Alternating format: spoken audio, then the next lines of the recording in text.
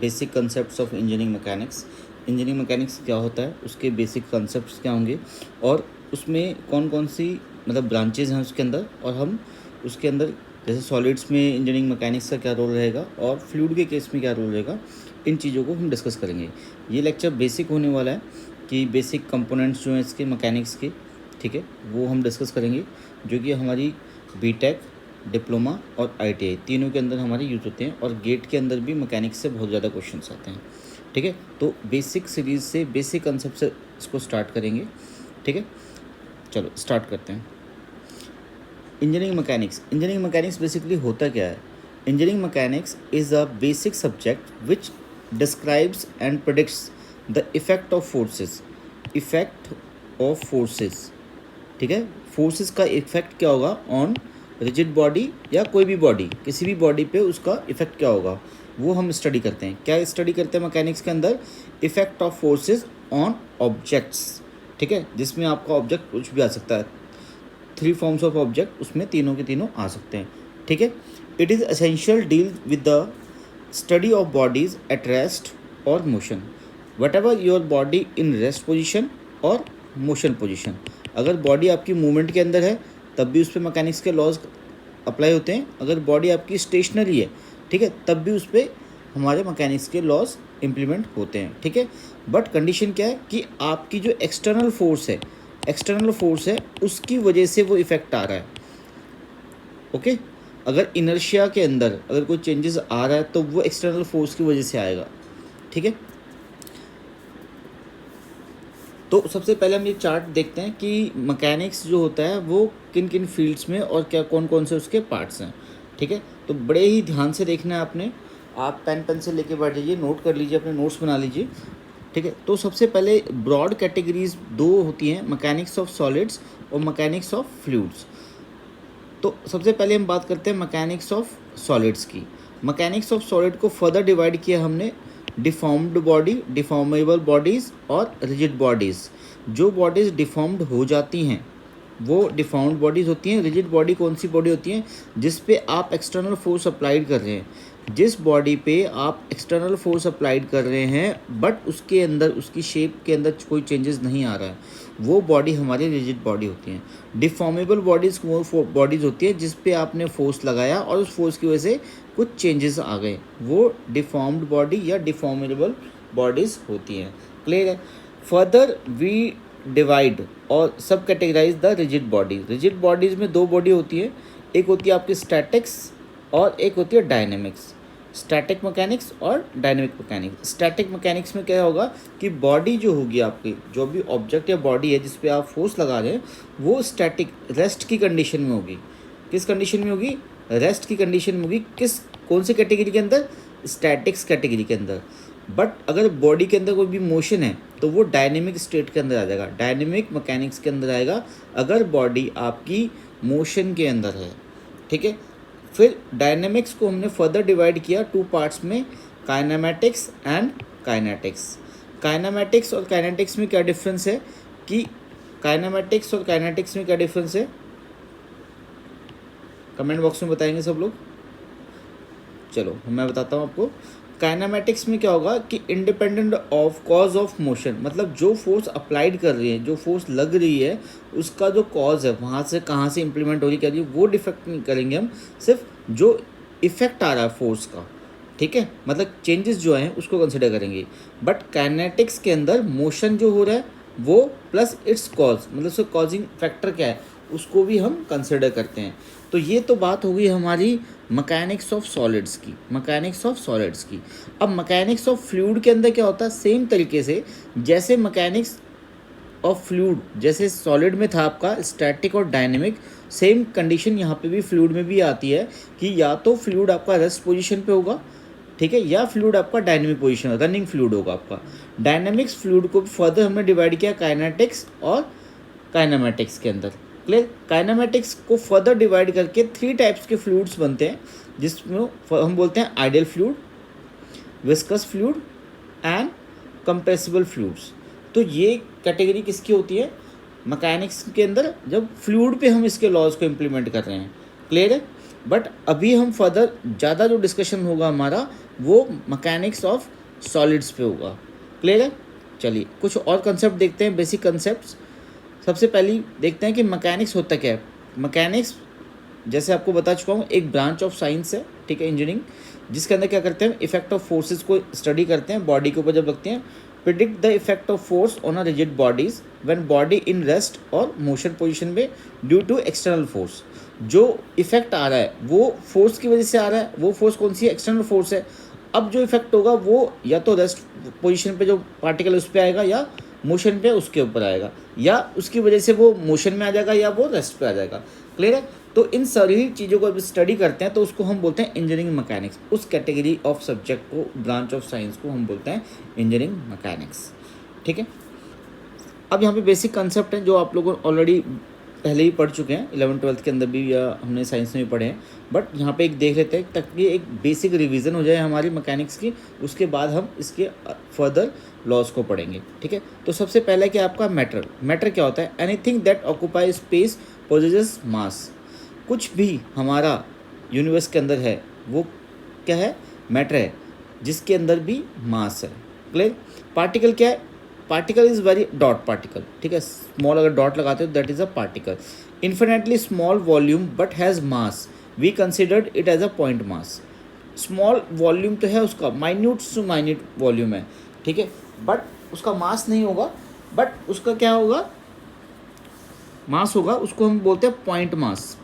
ठीक है, जब भी हम कैंटिलीवर, पॉइंट मास क्या होगा, एक पर्टिकुलर पॉइंट पे वो एक्ट कर रहा है, इसका जो इफेक्ट होगा यहाँ पर ही मैक्सिमम होगा जिस पॉइंट पे वो एक्ट कर रहा है।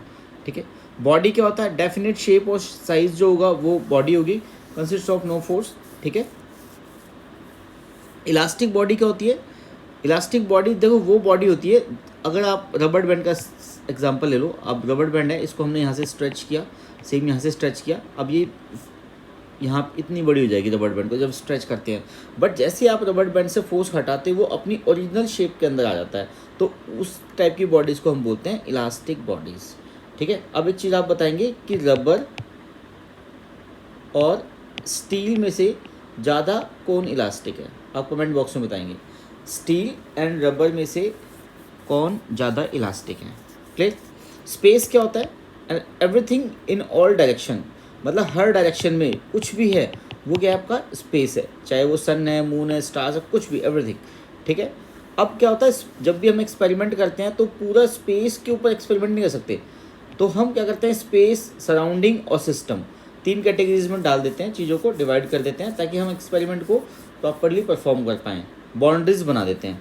ठीक है, ये कंसेप्ट आप वैसे पढ़ लेना। ठीक है, अब टाइम क्या होता है? Time measures of successive events. Events को, सक्सेसेस को हम टाइम बोलते हैं, एक टाइम फ्रेम के अंदर इवेंट कोई भी होता है तो। ठीक है, कितने टाइम के लिए आपकी फोर्स एक्ट कर रही है, कितने टाइम के लिए मोशन हो रहा है, कितने टाइम में आपकी मूवमेंट हो रही है, तो टाइम फ्रेम क्या रहता है? इवेंट्स के सक्सेसन को मेजर करता है वो।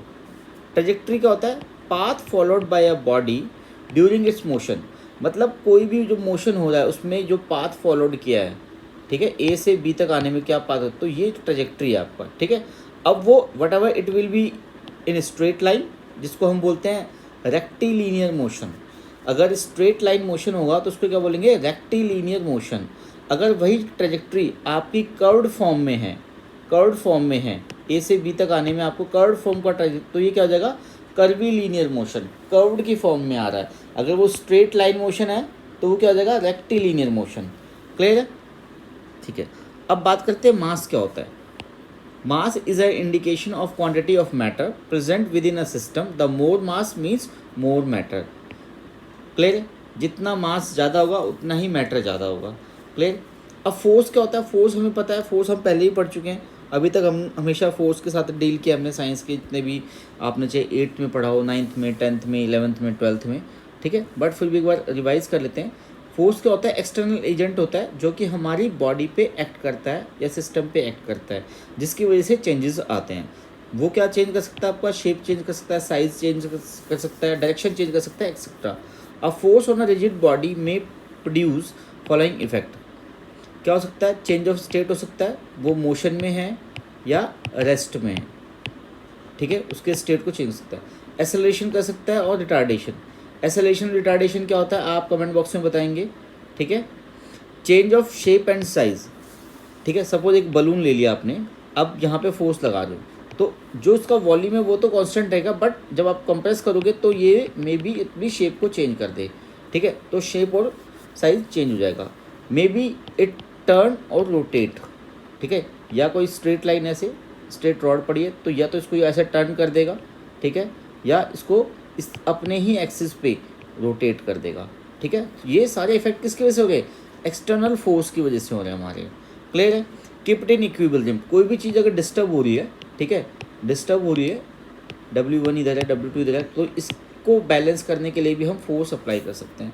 और बहुत सारे एग्जाम्पल्स हैं, ठीक है। तो एक्सटर्नल फोर्स हमारी बहुत इंपॉर्टेंट है, बिकॉज एक्सटर्नल फोर्स की वजह से ही हमें मोशन मिल रहा है, या रेस्ट पोजीशन है, या रिटार्डेशन हो रहा है, बहुत सारी चीज़ें। तो जितने भी इंजीनियरिंग मैकेनिक्स के जितने भी सिस्टम्स हैं, मशीन्स हैं, स्ट्रक्चर्स हैं, तो हर जगह फोर्स अप्लाइड हो रही है। तो उन फोर्स को डील करने के लिए इंजीनियरिंग मैकेनिक्स के कंसेप्ट को समझना बहुत इंपॉर्टेंट है। क्लियर? चलिए बात करते हैं वेट की। वेट क्या होता है? वैसे तो सबको पता है, force due to gravitational acceleration, force which attracted towards the earth, no gravity no weight, this condition is known as weightlessness, ठीक है। अगर ग्रेविटी नहीं होगा तो अट्रैक्शन नहीं होगा और वेट के इफेक्ट को फील नहीं किया जाएगा, ठीक है। और एक इंपॉर्टेंट चीज़ क्या है?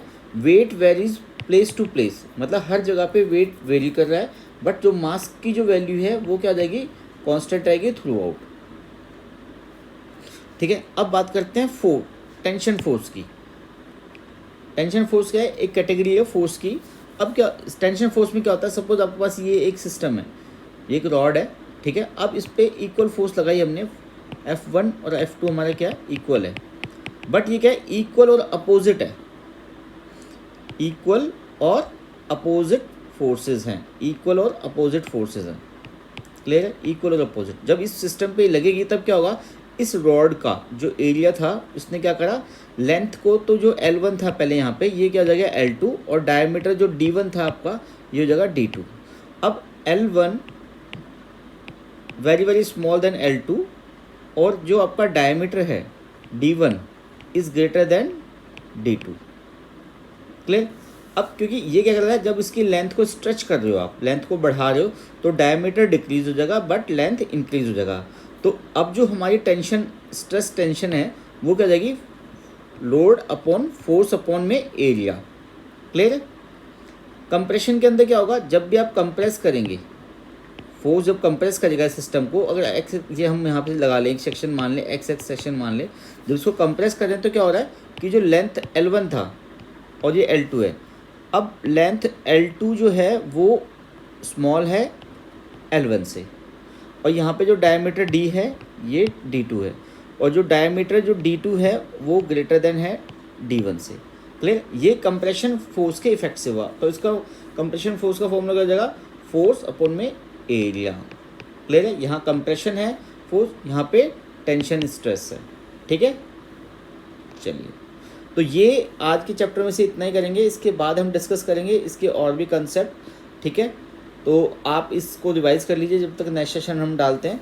और भी अगर इसके अंदर कुछ डालना है, ठीक है, कोई डिमांड का कोई टॉपिक आपको अगर पहले चाहिए, ठीक है, तो आप उसके बारे में कमेंट बॉक्स में बता दीजिए, उस टॉपिक को हम पहले कवर कर लेंगे। सपोज हमें काइनेमेटिक्स पढ़ना है, ठीक है, रिजिड बॉडीज़ पढ़ना है, या फ्रिक्शन पढ़ना है हमने, या shear force and bending moment पढ़ना है, तो ये सब चीज़ें हम कर सकते हैं। ऑन डिमांड अगर आप बोलोगे तो उस चैप्टर को हम पहले कर लेंगे, अदरवाइज़ हम अपने सीक्वेंस से चलेंगे, ठीक है। Thank you so much.